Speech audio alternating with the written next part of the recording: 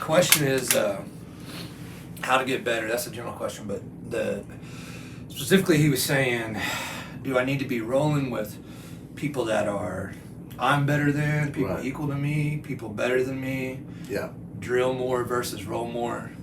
Yeah. Right. That's a big one. Yeah. Yeah. How do you get better? Yeah. Is this the most asked question? Yeah. It's probably the most important question, right? It's a great question to ask, Yeah. Uh, I'm gonna let you start on this one, bro. Man, Montag, he's been asking this stuff since he's a white belt, so I guess, some people are smarter than others. I didn't think about asking that until I was a purple belt, but yeah. So he's a purple belt, and that's probably, I think that's like, John Jock always says that after blue belt, jiu-jitsu becomes very personal. Rick and I were talking before we started, but like when I first met Rick, he was a white belt. I think I was a purple belt, a brown belt, and we were talking about half guard one day, and my understanding of half guard was get the underhook. I still feel this way. You know what I mean? Because that's what my body type is. But Rick had he's like, no, I don't want to get the underhook.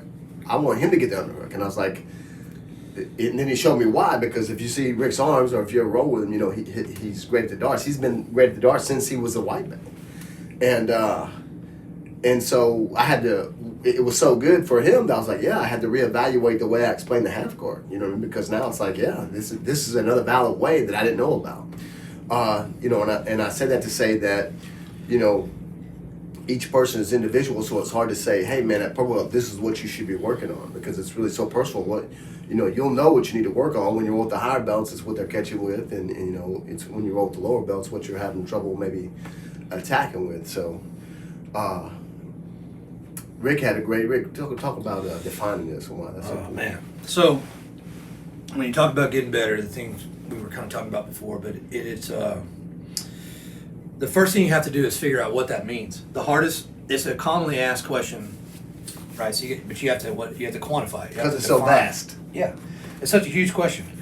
So how do you define what does better mean? So it depends on who you are. So Montag's a purple belt, but are we talking about getting better at competing? Are we talking about getting better at winning in the room, in the gym? Are we talking about getting better at self-defense? Are we talking about a lot of different things? So you have to define that first, what we're trying to get better at. And then whenever you so I want to win more matches. Yeah. Cool. All right, so then you got to figure out what your weaknesses are. What is that you're losing? So that, to me, that's where it starts. Is I got to look at what my strengths are and my weaknesses are. One of the best pieces of advice I ever heard. I used to say this, and everybody never listened to me. And then John Jock said it one time, and it's how it is. Yeah. But the first time I ever met him, he said, if you don't like the position you're in, just change it. Yeah. So like if you're not good at butterfly guard, then why are you there? Right, why are you not transitioning to something else?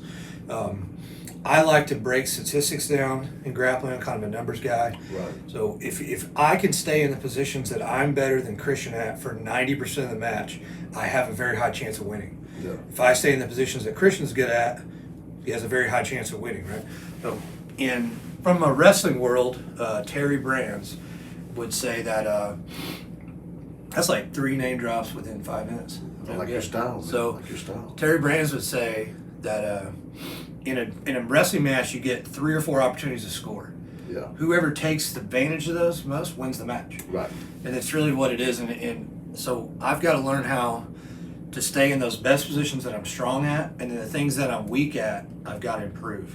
Yeah. I'm big on attacking weaknesses. I think we just inherently work on our strengths all the time. So Right. I'm big on looking at our weaknesses and attacking. Bob Knight, another name drop. Oh, dang. Bobby Knight would say the power of negative Throw a thinking. chair in here, bro. Yeah. I'm going to throw a chair. You remember power the of negative thinking? Power of This is negative a good one. thinking. So the power of negative thinking is... This book has Rick's name written all over it. Yeah. This is a great book, and it talks about how focusing on negatives, not positives, are important. Right. So not because jiu-jitsu does that too, Rick. Like it's all about survival. I don't even care. I'm not even thinking about winning. I'm thinking about not losing. Yeah. So you come in. So with the power of negative thinking, that the mindset of attacking a weakness. If you get into a fight with somebody, if Christian and I are gonna go out here and spar, okay, and I allow Christian to get a takedown and stay in the top position, I'm gonna lose that match 9 out of 10 times. You remember when Fedor got beat by Ferdicio Verdun? Yeah. He got triangled. First time Fedor lost. Wow. And everyone was like, "Oh my God, Fedor lost, Fedor lost." And I heard somebody, I didn't even hear who it was, said actually, by Fedor taking Ferdicio down and going into his guard the way he did, 9 out of 10 times Ferdicio wins that match. Yeah. Because Fedor went right into his strength. Right. Right? You took down one of the best MMA jiu-jitsu guys of all time. That's right. With one of the best triangles ever done in jiu-jitsu by anybody, with Ferdicio. And you went into that strength. So maybe 99 out of 100 times, you're going to lose. So that makes no sense. Right. That is a strategy problem. So to me, it's you got to figure out what you're strong at, what you're weak at, and then get after those things and start attacking those things. Yeah. Now, when we talk about, so we have a saying here, set a goal, make a plan, and get to work, right? That's our little saying. It's on our banner outside. So the setting the goal part is what I'm talking about. Break down what you're trying to do. In this instance, we're trying to get better. And then you have to define what that actually means. Yeah. It's got to be specific too, Rick. You can't get better at everything. Sure. We have to really kind of constrain, hey, this week, you got to pick, because you might, Chris, we all know we suck at so many different things. Like, where do we begin? And maybe that's the question. Just pick out. Like Rick said, you can pick a weakness, or you could go the other way too. But the idea is like, hey man, maybe I want to get better at passing the half guard. Every time I get caught in the half guard, I get swept or I get caught in submission. Let me study the half guard. I went on a mission a couple of years ago because I wanted my guard to get better. I was a black belt and I felt like I didn't have a black belt guard. What I meant by that, my instructor, John Machado, the guard he feels like that's his strongest position. And, Hickson talks about it. I've seen a lot of guys talk about it, and it is the strongest position in jiu-jitsu but then I started, I was like, man, I want my guard to be like that. So I started studying all the great guard players and, ones I admire. And I started working on it, but like, I was like, man, I'm going to work on it for a month, turned into 3 months, but then it kept, you see a little bit of progress, but not as much as you want. So man, it's like I've been working on guard for a couple of years now, and it's getting a lot better. It's like I feel like now it's like next like man, now I feel like my guard maybe is a black belt level now. So now you feel like okay, well now if this is sharp enough now, what's next? But that's what's great about it too, Rick. I feel like it's like there's always something to work on. Yeah. Well, with that, you're talking to kind of the second step. Making a plan. Right. It's like okay, I figure out. This is the goal I'm looking to do, this is what I'm trying to improve on, and then how do I make that happen? I had the same thing where I think I was a purple, and I knew that I was getting good, and I knew that I was having winning a lot of matches and being able to come in every day and roll with everybody. I was like, I know I'm getting good, but my guard is definitely my weakness. Being a wrestler, being a top gun guy. Right. And I also felt like I was getting over-reliant on on the I was good at it that... It's been a while because I feel like your guard is like I have held your guard. Yeah. You know what I mean? Like you're one of the guys. I literally was like, I was just like, man, that's definitely my weakness. Yeah. I had the attributes to be good at it. I have long legs. Right. I'm pretty agile. I understood the concept of it, but I wasn't really comfortable there. Yeah. Because you hadn't played a lot there. Yeah, I hadn't done a lot. Wrestler. And it's hard to put me on my back, and it's hard to keep me on my back, so I just didn't do it. So I just, I made myself start there every day. And I would just go to the guard with everyone. And I still do it to this day. If you ask my students, I never start on top. And my actual rule here is if you're the higher belt, you have to start down. Oh, really? You have to start in the guard. Yeah, okay. You're always down.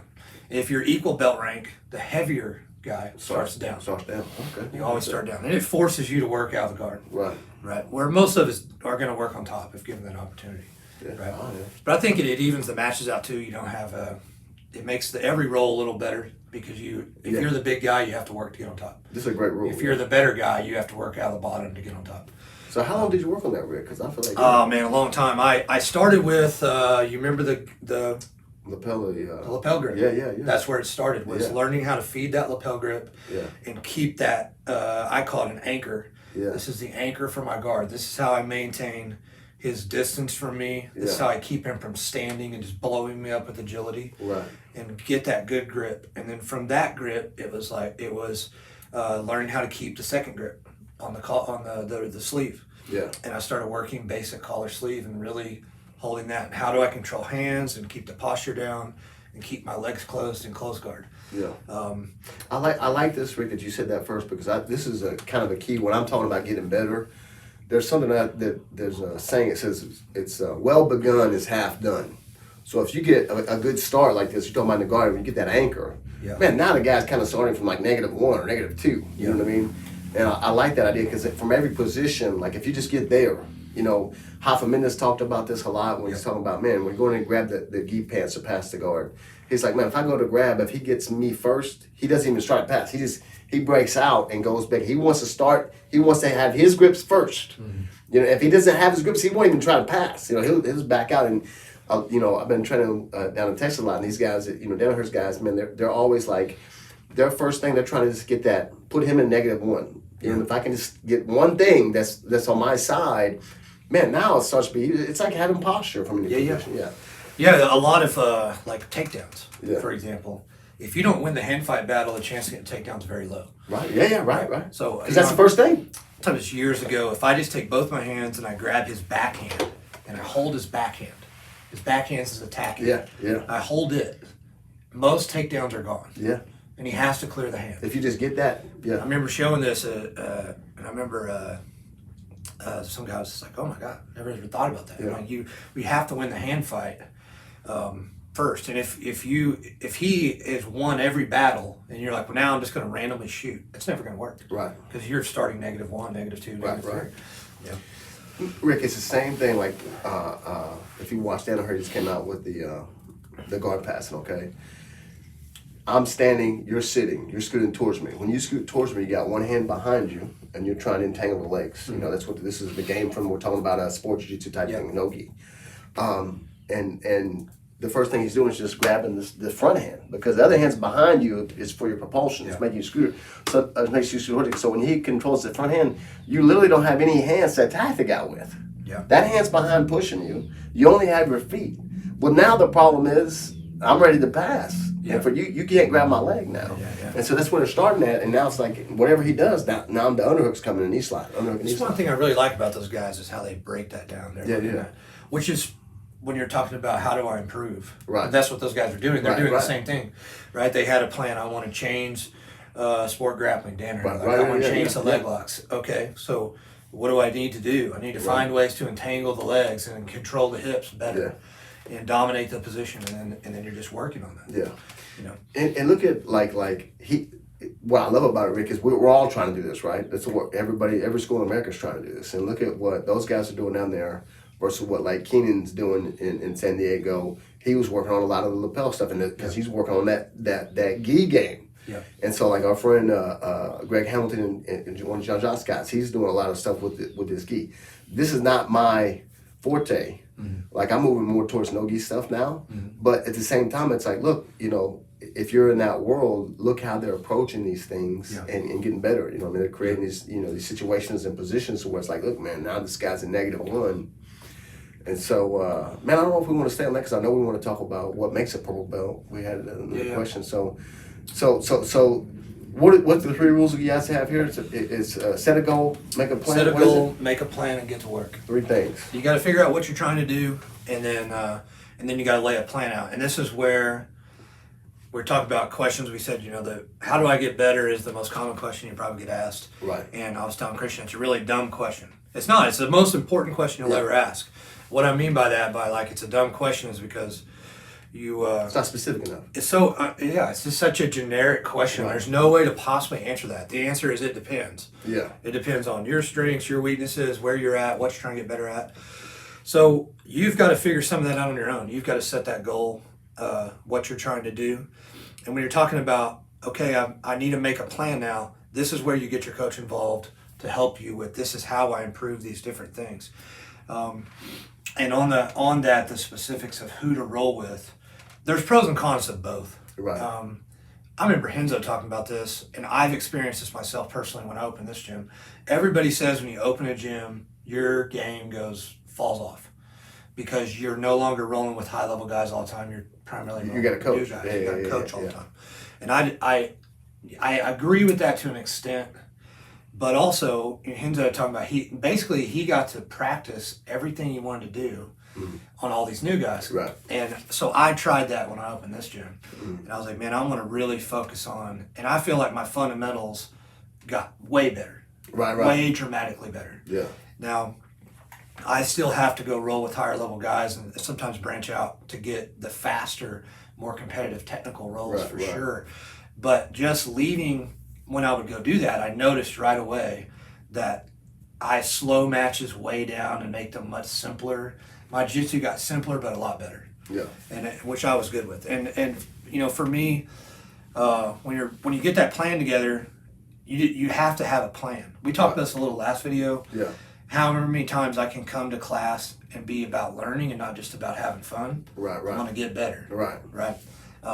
You get to figure out what your strengths, your weaknesses are, and then go attack them. And you can do it both ways. The rolling, but the rolling with guys that are better than you or the equal. I don't think there's a specific time. Yeah, this would be a good segue, Rick, because we can talk about like what each belt level means to us. You know what I mean? We kind of define what it is to us. Yeah. You know, what delineates a purple belt from a blue belt, for instance. Yeah. And so this is kind of to the point where you're talking about, because for sure, man, the process, especially from white to blue, Rick, you don't even need to plan for anything. Just come to class. Like that's enough. You know what I mean? Like, you know, if you just come to class and roll and situational roll, you know, as obviously from a white to blue belt, you're working on really your survivability. You know what I mean? Like, how do you survive in the mount, and how do you escape from the mount? How do you survive in the back? All these things.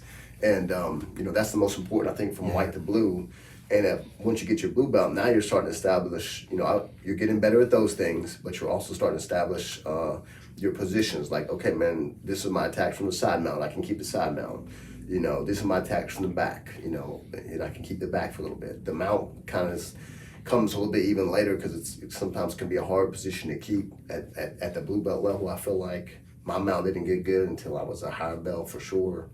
But yeah, so for me at blue belt, you're really talking about, it's on a couple of levels. But basically, as a white belt, you're learning the fundamentals from each position. You know that. So say from the guard pad position, I'm learning, hey, the basic, how do I open the guard? Well, first, before how to open it, how do I not get submitted? Right? That's number one, right? Then number two, how to open it, and number three, how do I pass? That's from white to blue. And at blue, you're submitting those, but you're also learning, you know, to counter those things, you know. Yeah. But yeah, Remember, you used to say that. On the white belt, I always say, as a white belt, you're basically just a copy of your instructor. Yeah. And one of my things too is I don't like white belts cross training. I tell my guys, don't cross train until you're a blue belt. Yeah. And people, You're fine with cross training, but not at the white belt level. Not at the white belt level. I'm not down with leg locks at the white belt level, and I'm not down with cross training at the white belt level. Yeah. And I'm gonna get a message after this video. Yeah. From some other gym owner, three messages, and they'll be mad about this. And one, we do leg locks. Yeah. I don't care. No, everybody can do what they want. Yeah. They do whatever they want. I don't Yeah, care. for sure. But they're gonna send me a message. They're gonna be mad. And they're like, "You don't like cross training," and I'll get accused of being old school or something. Yeah, which is fine. You are old school. But. Yeah, but there's a purpose. Right. Because I believe that getting one consistent message as a white belt is important. And as you start going to different gyms, you get multiple messages. Right. And it can be confusing. Right. So I like to get one consistent message and just be a copy of your instructor. Buy into whatever your gym is selling. I don't care which one you're at. Yeah. I don't care if it's 100% opposite of what I tell you. Yeah. If you're at Clinch, listen to Christian and do exactly what he tells you and become a copy of him and train as much as you can. You'll become a good blue belt. And then at blue belt, I think it's time to start branching out and get different opinions and start to personalize your jiu-jitsu. Right. I just believe in delaying a little bit because I think it makes it easier for people to learn when you get one message versus two. You don't have, when you take English 101 in college, you don't have three instructors. Yeah. You don't go to you don't go to the same class with three different people. That doesn't make any sense. Right. You know, so.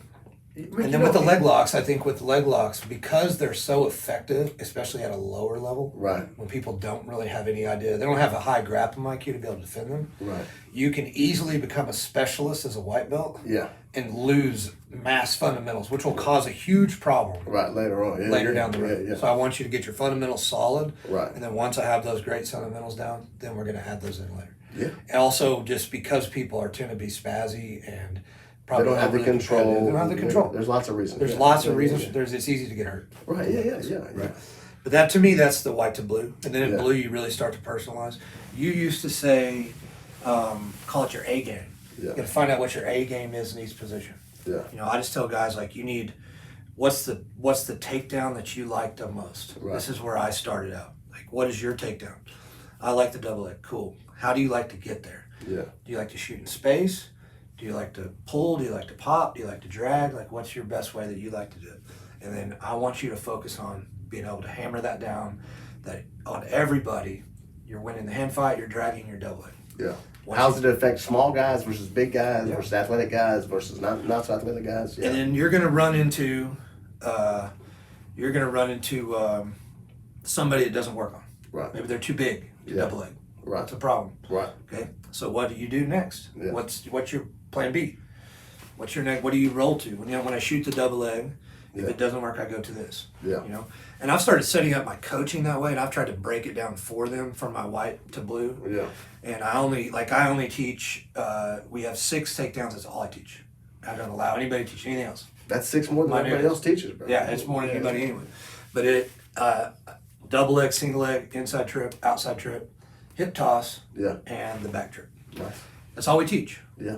And because those are the fundamentals that work for everybody, they have high level success in all aspects of grappling and collegiate wrestling and sambo and everywhere. Man, imagine if you took those 6 techniques out of if we did statistics on any level of grappling anywhere and takedowns. If you took those 6 out, that'd be the top. That's 90% more. Yeah, I agree. Yeah. And they work together. Right. The double is the brother to the single. Right. The inside is the brother to the outside. Right. So they work together and ways to transition between those. And then we get to guard passing. Yeah. But let's say on this because what I like about this is 6 is way too many. Like nobody's gonna get hit at 6 from white to blue. No, and that's not the point of that. The point is like one of these is gonna be yours. Yep. This is the one at blue belt. You're gonna say, hey, this is what feels most natural. I feel like I can pull this off the most. Yep. We're gonna, let's sharpen this. Really, it's only 2. Yeah. Okay. So there's 2 shots. Yeah. There's 2 throws. Yeah. And there's 2 trips. Right. Some people like me are shooters. Right. When I was younger, especially. Right. Now I'm more of a tripper because my knees are getting bad. Right. Right. But we have guys like say Ivan. He's got his back fused. Right. Double single are worthless to him. Yeah. Okay. Why would he even work on those? Inside outside trip, fine for him. Because you don't need as much flexibility. This is the personalization. This is where I have options. Yeah, If you can't shoot, then you can do this. Right. Yeah. I like this. But now go to guard passing. So guard passing. So you go to guard passing. Yeah. The same deal. So for me, I start with teaching standard break, staple, and a knee cut or a knee slice. Yeah. That's it. That's all you need. Yeah. White to blue. Yeah. Right. And then you have double over, single under. Double under. Yeah. Double under. Right. You're just adding. I like little pairs. Teaching pairs. Right. This one works with this one. This one works with this one. This one if they counter this one. And you're just slowly adding to that over time. Yeah. You build your structure of your white to blue curriculum, your little copy of your instructor, whatever he does, and then you start taking pieces and you put on there. Yeah. And you're going to add this in, and I'm going to add this in. I've noticed that when I'm in this position, I don't have a good sweep. Yeah. Cool, let's find one. Which sweeps do you like? Right. Okay, that sweep works for me. We're talking about guard earlier, we started kind of grip. How do I improve? First thing I need to do is retain my guard. Right. So by establishing this anchor, it takes a lot of his athleticism away. Yeah. So now I can hold him. Now I can keep my feet closed. All right, cool. So Christian Durr, when I first met him, Marcelo Garcia was first starting to stand up to pass guard. Mm-hmm. And I remember the very first class when he talked about it for 20 minutes of why we're going to switch from the old school sit-down way to stand-up way. Yeah. And I was like, I got a problem. I can't stop that. I'm like, this is a serious problem for me. Yeah. I still hate when people stand up to this day. Yeah. Right? But so it's like, hey, cool. How do I defend that? So now closed guard's not going to be always, it's not the only answer. Right. So I need to be able to open my legs when I want to and put them in his hips and be able to learn and control that. So I got into, O. Sanders got that open guard. Remember this open guard drill? You get rotating between the tripod sweep and the tomahawk sweep, and back and forth and back and forth and back. And that drill, that flow. Drill a little flow back and forth. A long time ago. Long time ago. We'll go back and forth and back and forth. Right. Ocean is one of the greatest. I still teach this now. I still teach the same drill, and but it's like, okay, cool. So here's plan A is I want to keep him here, but if he stands, I go to this. And I have this one sweep. Yeah. And a lot of times that's how your guard evolved. Yeah, it just evolves slowly and you're adding things. This is the personalization. I don't know that I've ever seen you teach the tripod sweep. It's definitely not one of your favorites. Yeah. I teach it now more because we're doing more overguard now. Yeah. I don't know if I don't know. Yeah, I need to teach that flow the ocean. I might have. I don't know. I don't. You know what I'm saying? But it definitely wasn't taught consistently. Yeah. It's probably it's one of my best sweeps though. Yeah, I agree. But I spent a decade training with you. Right. And you probably taught it 10 times the whole in a decade. Yeah. So why is it one of my best? Because that's where that personalization happens. Right. Because my body type, that makes sense. I'm a lot taller than you, so it makes sense. See, this is why it's important, I feel like, for school owners to have your guys teach, because what Rick just said is true. And that's a valid sweep, and probably valid for maybe at least 30% of the people, if not 60% of the people at the school. But because it's not my thing, I don't really teach that much. Yeah. You know what I mean? So it's good to say, oh man, because I know you're really great at that. Yeah. It's funny that you said that, because I feel like I don't want to stand up in your guard, because it's hard when I stand up. So it's interesting how you get involved. But we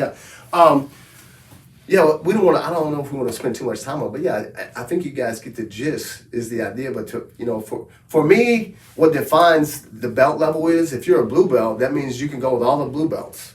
Mm-hmm. You know, that's really how we used to. To me, it's still how we define it. That's the number one test. That's what I tell my guys. But and for sure, we can talk about, well, what techniques do you need to know as a purple belt? And this is what every school in the world is trying to define. And did you hear about this on this? Did you hear somebody big the other day? I don't remember who it was. They said that they refused to use the federation time requirements. Interesting. No, I heard it. But they're a federation guy, so they have to. Oh, interesting. Because they're a big competitor. I can't remember who it was, but they're a big world champion. Oh, yeah, send me the link. Yeah, but this is an interesting conversation, yeah, Ray, because why should you be bound by that if the guy can be? The idea is if he can compete in the brown belts. Yeah. Why wouldn't he be there? But I mean, again, it comes from a place where, guys, it's obvious that a blue belt needs a year at least training, you know what I mean, or whatever. Yeah. But then you get a guy that's like, yeah, but I train 3 times a day in 6 months. He's a blue belt, So I get it, but again, man, I guess that's the trade-off, Rick. When you codify something like that, you know what I mean. You got to be able to defend. I like the time requirements. Yeah. Like I even extended it.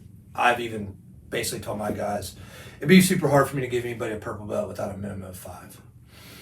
Yeah, but it depends. It depends. Yeah. But it would be very hard. You have to really show me. That's just because in our experience. This happened to me. Okay, so I trained quite a while, got with you. Yeah. And as a blue, I lost to Tony Tipton 3-2. Right, yeah. In the finals. Tony Tipton?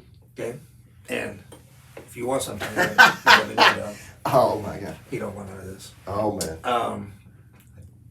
But I should have won that match, right? But I didn't. Right. And I remember at the time, a lot of the guys at the time, I was having a lot of success winning, and Matt Holland was like, "This guy should be a purple belt." Yeah. And he said it right in front of you. Yeah. They were all blues. Right.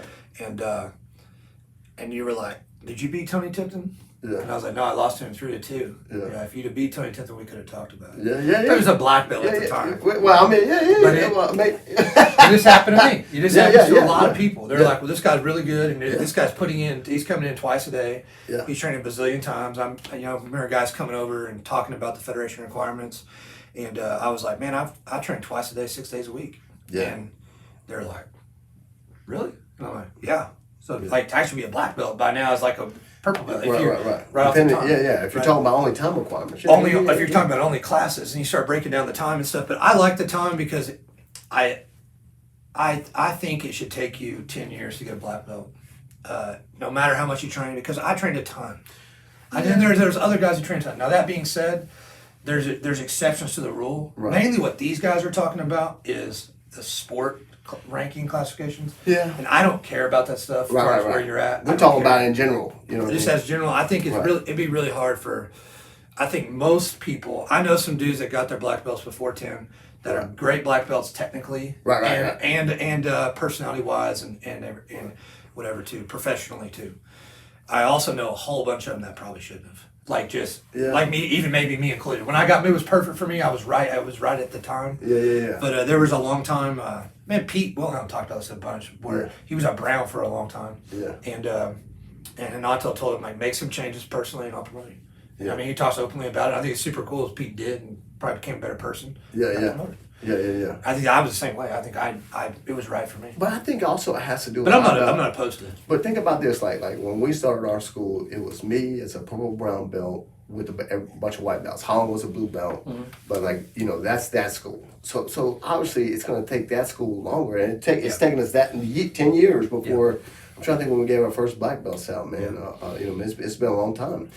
At least 8, 9, 10 years. Yeah. But then imagine if now you go to a school, because now it's different. Now if you go in, man, you might walk in there, we might have 7 black belts there on the mat, roll with. You know what I mean? And so to me, when you have, higher belts on the mat, the level goes faster. It doesn't take you long, to me, if you get a bunch of higher belts, especially go from white to blue. It took me 3 years to get my white to blue belt. Yeah. You know what I mean? But we didn't even have a black belt in my school when I started, you know what I mean? And so I get it, you know what I mean? Like, I guess the question is, just because you brought that up, I don't know, the requirements don't matter to me, but I think it's personal to each instructor. Right. And people come to me sometimes and are like, this guy got this or whatever. Yeah. This one guy was like, you believe that this dude is a black belt? Yeah, it's between him and his instructor. First and foremost, I don't care. Yeah. Why do you care? I don't care at all. But secondly, this guy was a Carlos Machado black belt. Okay, yeah. They're like, you think this guy really deserves that black belt? Yeah. I was like, ain't nothing to do with me. Right, yeah. I said, well, here's what I will say. Right. Rick Bigger telling Carlos Machado who's a black belt and who not is ludicrous. Yeah. I don't care. Carlos, one, I have no business doing that, and I would never do that. Right. I have too much respect for him. Yeah. But second of all, I can assure you, he does not care what I think. Yeah. Right. It's the most ridiculous thing I've ever heard. Right. So when I put it like that, the student really was like, oh man, my instructor, who I hold so high, has no business talking about it. I really don't. Yeah. And so it really doesn't matter. But when you get in, but just for like conversation's sake, when you're talking about all those black belts in the room, right? Is it that they should be promoted faster now, or we should promote them at the same time because the whole level of jiu-jitsu is getting interesting? Yeah, it's a conversation. Draculino the other day, article yesterday I saw. Drac said that guys now are so much better. I agree, which we all know. Yeah, but it was cool. Drac's an old school guy, and for him, when I saw that, I was like, that's a lot for him to come out and he's like, man, the technical level of jiu-jitsu is really rising. But there's more to it than which he knows that too, man. But and that guy's produced some big time dudes, and he's like, it's really getting a lot better, which is cool. That's how it's supposed to. Yeah, right, yeah. But should we start saying, well, this guy can compete as a black belt after 3 years now because we're teaching people so much faster? Or should it still take 10 because you're going to really be good then? But we're good again, like, in a way, it's like, man, what we're talking about is it's so funny because I feel like sometimes we get to talk about it because we're so involved because this is us, man. We're talking about our thing, you know? Yeah. But it's like, man, like this kid recently, he was this kid, like 16-year-old at AGF, and he's tapping out friends of black belts, right? He's got a couple black belts, you know what I mean? Beat Dane. You know what I mean? Dane is strong. This kid's 16 years old, Rick. Like, I don't know how long this kid have been training, you know what I mean? And so it's like, man, like, to me, like is Khabib Nurmagomedov, is he a black belt in jiu-jitsu? I mean, he's not a black belt in jiu-jitsu, but does it? I mean, I've seen him smash black belts. You know what I mean? So I mean, again, like, guys, I saw Mark Coleman smash black belts. Does that make Mark Coleman a black belt? Right. No, exactly. Really good wrestler. Exactly. You know what I mean? So it's like, I mean, we get our, even as jiu-jitsu guys, we get our ego wrapped up in this. But like, man, I love this stoic thing. It's like, man, you don't have to have an opinion on everything. It's like, I mean, that can just be. And the only belts that matter to me are the ones that I give. Yeah. That's it. You put your name on that. Those are the ones that matter. Yeah. And I tell my students, and you don't have control over who gives you the belt. Yeah. And I tell my students too, the only belts they should worry about is the ones they have on their own belt. Yeah. But because they're not giving any yet. They have a say in the others in the school for sure, because this is their team. I said this is my students. This is their gym. I just manage it. Right. They pay me. They pay me to manage the team for them. It's good that So they have a say in that for sure. But it's my belt to give. Right. Once I've given that belt to you, it's yours. Yeah. I can't take it back to you. Yeah. It's yours. I love sometimes I'm trying to take it back. Have you seen this lately? It's like, what are you doing? You can't do that. And I can show up and try to take your belt. Yeah. Right? You can. Christian can come get mine. Yeah. He probably can take it from me. Yeah. But oh man, yeah. But he's gonna have to earn it. Yeah, that's right. Yeah. If you want that bad, belt. Yeah. But that's never gonna happen. But right. at the same time, when I hand you a blue belt, man, that's a big deal. Yeah. I tell my guys, when I give you a blue belt, you're part of my family. Yeah. You know, but if I try to take it back from you, I'm kicking you out of my family. Yeah, yeah. So you better fight me for it, or I'm really gonna take it from you. If you don't tell me no, you know. Yeah, yeah. But it's a cool conversation. It's out there. The last thing on the getting better for montage. Yeah, man. We talked about this with business stuff. Right, yeah, The little thing, and I think it this is applies dope. to jiu-jitsu. This is something that's good. changing the culture of like organizational change, and for business guys, they have a saying called the 3 M's when you're trying to make some type of change. It's money, manpower, and motivation. So to really answer the question, if a student asks me, we want to make this better. I want to make this better. Cool. These are the 3 things that it requires. It requires money. Okay, you have to have money to invest in what you're trying to do. Whether this be your gym dues, private lessons, going to seminars, traveling to train with other people. Just some time away from your family. Right? Yeah, yeah. You may also have to not, like there may be an overtime shift that you want to work tonight, but class is tonight. Yeah. People are like, man, that's crazy. You're going to start skipping work to go to jiu-jitsu? Yeah. Depends how much better you want to be. Right. Okay?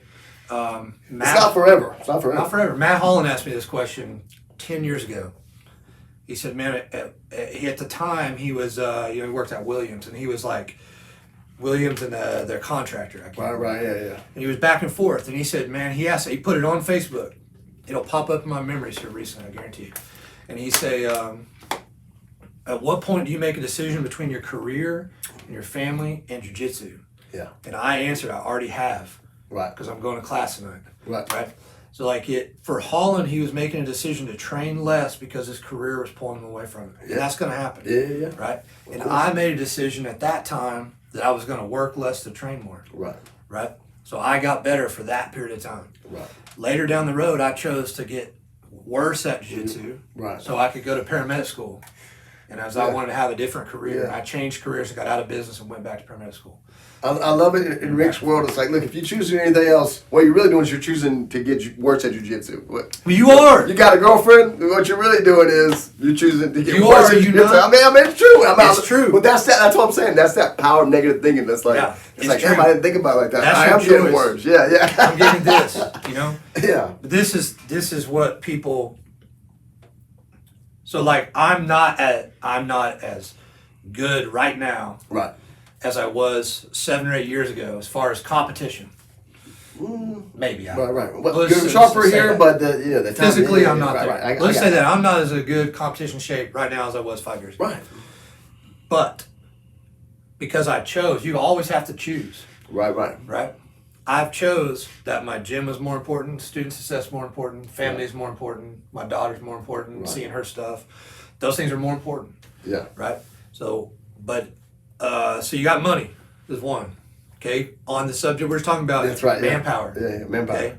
You got manpower. In business, say at a factory, you got so much manpower, okay? For a human being, manpower is time, how many hours you have in the day. So what we're talking about now, I can choose between spending more time at the gym. What's to do with I hate this guy too. The 10X guy. Could be anybody. Grant Cardone. Grant Cardone, man. Yeah. We talking. What an idiot. Uncle G. Oh Come on, man. my God, what an idiot. 10X, baby. 10X. So if you spend, what is the doctor's name? Which one? Oh, God dang it. He's going to be mad at me if I'm forgetting his name right now. Joe. No. Oh, Krychek? Krychek loves him. Krychek. I couldn't get Krychek's a hard name. Jake loves Jake him. Krychek. Yeah. He loves him. We talked about this at dinner. That's his guy. A while back. Yeah. And his Krychek, your wife, agrees that he's an idiot. Yeah. So Grant says, if I do something 10 times more, I'll get better at it. Yeah. No shit. You had to buy a book. This dude got money. He got money from that. Yeah. All right, so manpower, 10 times effort. No shit. Yeah. Whatever you put effort into, that's what you can get better at. Yeah. So you have so many hours during the day. Okay, I have to make decisions. Right. How much do I want to sleep? How much do I want to spend time with my family? Right. How much do I want to watch Netflix? This is where the minimum effective dose comes in, right? Minimum effective dose. Right. Yeah. So Chris, the answer for guys like us who kind of not in our athletic primes. That's not what we're not trying to win a world championships. We just want to get better at jiu-jitsu. It's different than if like Dane. Like Dane's trying to win ADCC, so he's training 3 times a day. We have other responsibilities, and our bodies can't take that. So what is the minimum effective dose? It's really, I don't think it's that much, Rick, to get better. It's really just about the consistency, man. You can get better in 20 minutes a day, man, or less. A few times a week. Yeah. I mean, it's that's crazy. Where the make a plan. Yeah. I lay out. I got my money, got my manpower. Yeah. This is how much money and sacrifice I can make. This is how much time sacrifice I can make. Yeah. And the last is motivation. How motivated am I? That's really the first one, though. Yes. That's really got to be the first one. That's the most important. Yeah. How motivated am I? Am I willing to put things on hold financially? Am I willing to get up at 4 o'clock in the morning? Right. Am I willing to get busted up and bruised and sore? Right. Or maybe I'm not. Maybe I'm kind of willing to do that. Yeah. Okay, so we got to meet our expectations for I'm willing to do this much, so I'm going to get that much better. Yeah. So we get that. I set a goal, I make the plan of what I want to do, and then I got to put the work in. That's where that motivation comes in. Yeah. And build that. You only have those 3 things. There's no secret ingredient. There's no exact. There's like a 400 books, man. There's the 60-40 and the 90-10 and the 80-20 and the 18X and 19, and all that's fucking bullshit. Okay, I just got to have a fucking thing that I'm trying to do, figure out how I want to do it, get this plan together, and then go put the work in. Yeah. And motivation. And knowing that there's those 3 things. Yeah. And I can, if I don't have as much money, this was me. Like I used to, I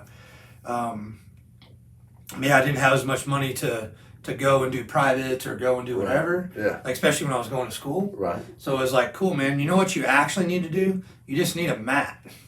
You don't need all other stuff. Money's the least important in this equation. Yeah, really. It can make things easier. Like now that I have a gym, I have a little more money. Yeah. Right. So because I have this gym and it's extra income, so I have a nice mat now. I have my own personal gym now. Right. The gym that's downstairs used to be in my garage, and it used to be like 4 or 5 things. Right. It was a mat. It was a pull-up bar. It was a rope.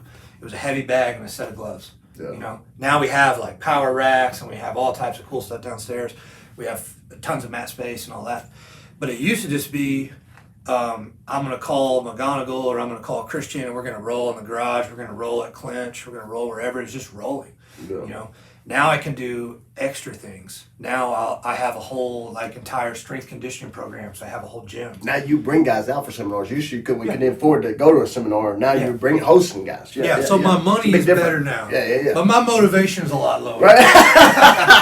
Right? But it still don't matter because the manpower equaled out on both of those. Yeah, the manpower kind of equaled out. So you just got to balance those things and you can get it figured out. Your coach, I think, can help you with this. Yeah. But a lot of it, I think, is figuring out.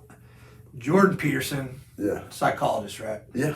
He says the first thing you have to do to make your life better is the hardest part. Yeah. Is to figure out what you actually want to do. Right. Yeah. So when we're talking about in the very beginning, I said you need to define what better is. That's the hardest part. Yeah. To me. Yeah. Once you figure out this is what better looks like. Yeah. It's gonna be easy. I can go get it. Yeah. But most people struggle with that to actually define that.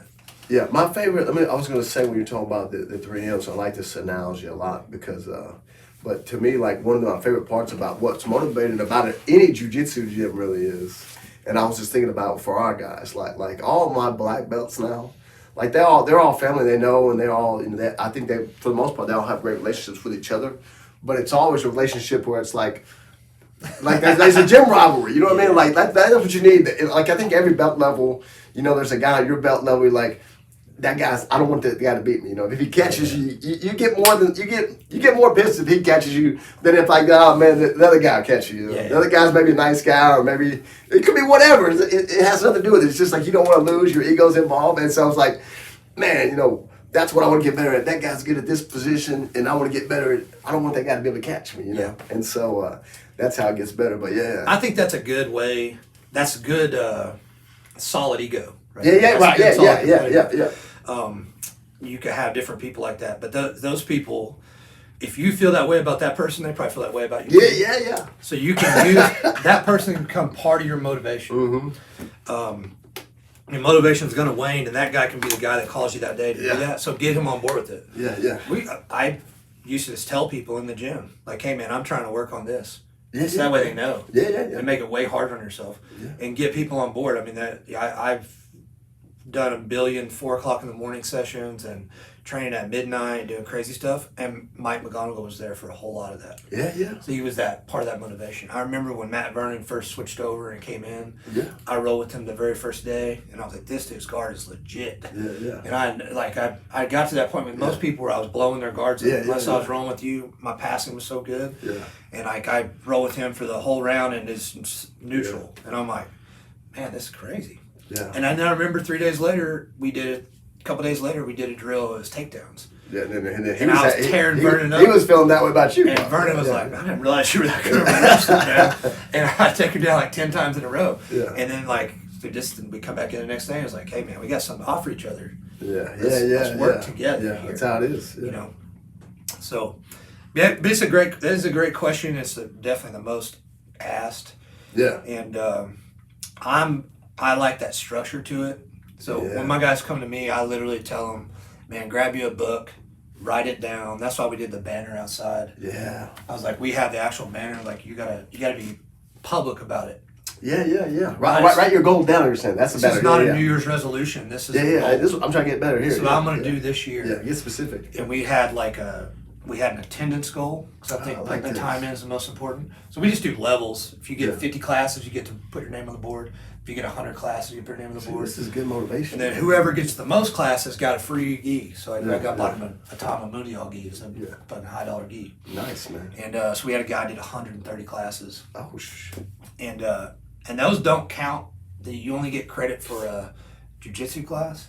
And that guy does MMA as well. Oh, no, man, that doesn't even count. So I bet he's got close to 200 actual training sessions. That was guaranteed, man. Because that's just jiu-jitsu class. Nice, man. Because it's not, they have guys that don't fight, so I didn't think it was fair. Yeah, if your gym doesn't do that, because my gym doesn't, see, you can just do it for yourselves. Like, man, I'm gonna if I get 100 classes in 3 months or whatever, I'm gonna buy myself a gi or a nice rash guard or something. We did a tennis goal, and then we did like a jiu-jitsu related goal. For some people, it was lose weight. For other people, it was do a competition. Yeah. Some it was get better at this pass or that or whatever. Yeah, see, man, this is a coaching. We got to get a coaching podcast. And I put them into Zen Planner. They have they have a note. You have it right there on their thing, and I wrote it down so I could keep track. Remember it, yeah, because I couldn't remember 70-something people's stuff, so I just put it down. Yeah. And then we had a non-jiu-jitsu related goal. Nice. Because one of the things that really helped me back with you, I was asking the same question 10 years ago. Yeah. This is kind of how the reading the book started. Right. And you were like, man, read a book that has nothing to do with jiu-jitsu and relay it back to it. And it's like I went on a quest to learn how to learn. Right. And I read Josh Waitskins, yeah. The Art of Learning? The Art of Learning. Yeah. And I read this is a book I did not like, by the way. I did not either. Yeah. And I read Blink. And I read Gladwell's books. And he hit him to borrow that one, and then I gave it back to him, and he told me I never gave it back to him. You remember that? Not really. I still don't have that book. Really, I still have it. I had two copies. Yeah. Somebody else gave it. I was like, I gave you that back. Yeah. So when we started reading these books to figure out how to learn better. That's right. And Watkins put together Marcelo's online school. That's right. For him, which I also hated. I love Marcelo, but I didn't like the setup of the online. No, but I like it how he was trying to do it with chess because he was like in chess we see this you see like a fork. Yeah. Here's a bunch of ways that you can see a fork, and he shows you a bunch of that. That's what he was trying to do. Yeah. It never really, I don't know if that's the way people learn jiu-jitsu, but it was like, hey, if he was doing arm drag, he'd show a bunch of different clips from arm drag. But back then, technology wasn't what it is. Yeah. But I just didn't care for the I salute the effort. No, yeah. And I'm a big fan of that guy. Yeah. But Searching Bobby Fischer. Yeah, I didn't like the way that it turned out. The product. But he'd be a good one, I think, to talk about this sort of stuff with though. Even because I didn't like that book, I would like to say, man, because this is I like the ideas he was putting there. Yeah. And it did help me the things he was talking about with basically learning how to learn. You have to learn how you learn. Oh yeah. And learn how to you're literally just teaching yourself what's the most efficient way for you to consume information. Right. And Danaher does a lot of this. Yeah. You actually look at what Waitskins was talking about with chess. Okay, so chess, you have openings and different presentations. Very similar, right? Very similar to entries. Yeah, Right? exactly. We're going to get to a position and it has an entry to this. Yeah. He was on the right path. I think it just didn't. I don't think it. Yeah. Well, let me. But I like the structure, and I tell my guys break those things down, and that, and then I challenge them to a jiu-jitsu, non-jiu-jitsu related goal. So like mine was be sober for the whole year. Yeah. So I did that last year. Yeah. Right. Boone did run a marathon. Oh, wow. Different ones he ran a marathon. It's just Did he out really? there. Yeah, he ran a marathon. Wow, damn, You had we had guys that were getting jobs. We're doing that this year, like clinch. dream jobs. Yeah, yeah. What do you? We had a guy that wanted just one job, and he got it. Oh, damn. It was cool. So we celebrated that. I also think those things. See, this is a coaching, man. This is like Yeah. how to build your community. I love that. I think they. I think the other thing you're talking about getting better. Something I had to learn was jiu-jitsu is one part of life, Right. And being good on the mat is one part of life, Right. And you can easily get absorbed by that. Yeah. And for me, I got insanely good on the mat and insanely tough, but the trade-off for that is you can easily neglect other parts of your life. So you don't want to do that too. The idea is to use the principles that you learn in jiu-jitsu to make the other parts of your life better. But sometimes we love jiu-jitsu so much, it's a point of stress for us. We're like, oh man, I suck at the guard. You know what I mean? Like, I gotta get better at the guard. You know, Yeah. like, but then that's more stress, and your life's already stressful. You know. Yeah. We better wrap it up, Coach. Yeah. We've been talking these guys' ears off. All right, man. Thanks for watching, guys. Montec, I hope that helped, man. Hope I it hope that helps helped you out you guys. Yeah. If you guys got some questions, contact me or Rick on Facebook. We'll try to get to them. We'll try to do these more regular. We've been out of town for the holidays, man. But Cool. Good to see you guys. we'll see you north side. See you next time. Brother, thank you, man.